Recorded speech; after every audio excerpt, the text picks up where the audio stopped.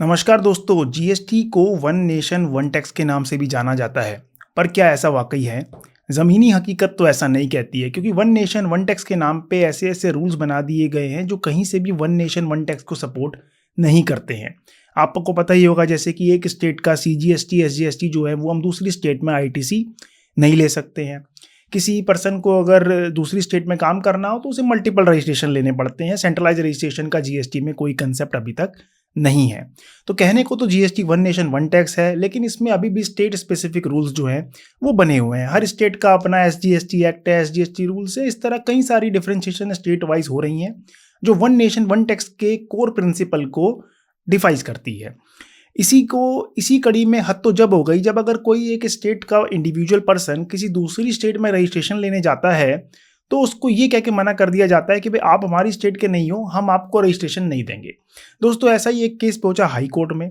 ऐसा कभी ना कभी आपके साथ भी हुआ होगा आपके प्रोफेशनल करियर में कि आपने किसी इंडिविजुअल पर्सन का जीएसटी रजिस्ट्रेशन डाला हो दूसरी स्टेट में, जो कि वो पर्सन रेजिडेंट है दूसरी स्टेट का। हमारे साथ तो कई बार हो चुका है। अभी रिसेंटली हमारे एक केस में हुआ था कि दिल्ली का एसएससी है, दिल्ली में उसका घर है, पर उसे रजिस्ट्रेशन लेना था हरियाणा में, क्योंकि उसकी फैक्ट्री जो है वो हरियाणा में है। हमने रजिस्ट्रेशन अप्लाई किया, वहाँ पे नोटिस आ गया कि भाई क्योंकि आप हरियाणा के रेजिडेंट नहीं हो और आपने कोई ऑथोराइज सिग्नेटरी ऑथोराइज रिप्रेजेंटेटिव भी हरियाणा का सिलेक्ट नहीं किया हुआ है, कोई अपॉइंट नहीं किया हुआ है, तो हम आपको रजिस्ट्रेशन नहीं देंगे।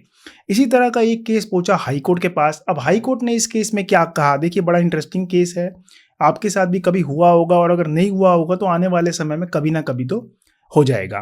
तो इस केस को ध्यान से पढ़िएगा। हाई कोर्ट ने इसमें बहुत ही अच्छा डिसीजन दिया है, कॉन्स्टिट्यूशन का भी रेफर किया है, और कॉन्स्टिट्यूशन और जीएसटी लॉ दोनों को रेफर करके हाई कोर्ट ने ये जजमेंट डिलीवर करी है।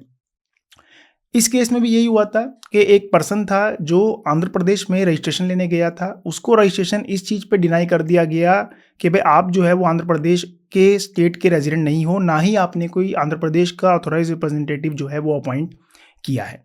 हाई कोर्ट ने इस जो ऑर्डर था कैंसिलेशन का उसको गलत ठहराया और कहा कि नहीं, आपको रजिस्ट्रेशन देना पड़ेगा। आइए पूरी डिटेल जानते हैं कि इस डिटेल में हाई कोर्ट ने क्या कहा। Person of one state can not be denied GST registration by other state for the sake of tax evasion अप्रहेंशंस।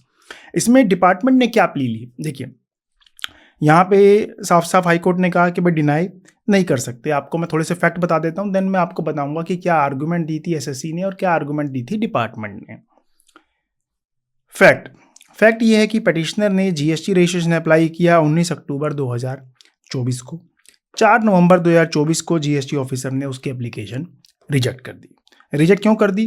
The reason वो rejection cited was that both the petitioner and its authorise representative, यानी कि ना तो petitioner और ना ही उसका authorise representative जो था, they were not residents of Andhra Pradesh. वो दोनों के दोनों आंध्र प्रदेश के बाहर के थे।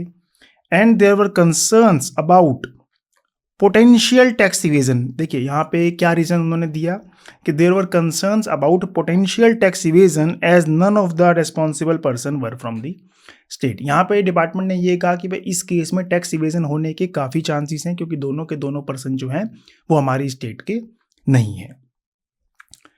एसएससी ने क्या कहा? जब एसएससी ने उसको चैलेंज किया, the refusal was challenge on the ground that rejection was not supported by the provisions of Andhra Pradesh GST act. Tax payer ने ये कहा कि भाई ऐसा कहीं भी एक्ट में नहीं लिखा हुआ है कि आपको जिस स्टेट में रजिस्ट्रेशन लेना हो उस स्टेट में आपको रहना भी जरूरी है या आपको वहाँ की रेजिडेंट होना जरूरी है। नहीं, लॉ में ऐसा कहीं नहीं लिखा हुआ।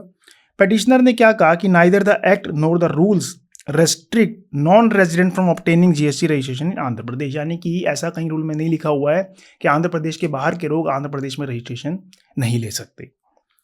साथ ही ये बहुत इंपॉर्टेंट है दोस्तों, हाई कोर्ट ने भी इस आर्टिकल को रेफर किया और टैक्स पेयर ने भी रेफर किया आर्टिकल 19 ऑफ इंडियन कॉन्स्टिट्यूशन, जो हमारे देश का संविधान है, जो सर्वोपरि है, जो सबसे ऊपर है। यानी कोई भी लॉ जब बनता है तो वो कॉन्स्टिट्यूशन को ओवररूल नहीं कर सकता, यानी कि जो भी लॉ बनते हैं वो सब कॉन्स्टिट्यूशन के दायरे में ही बनते हैं।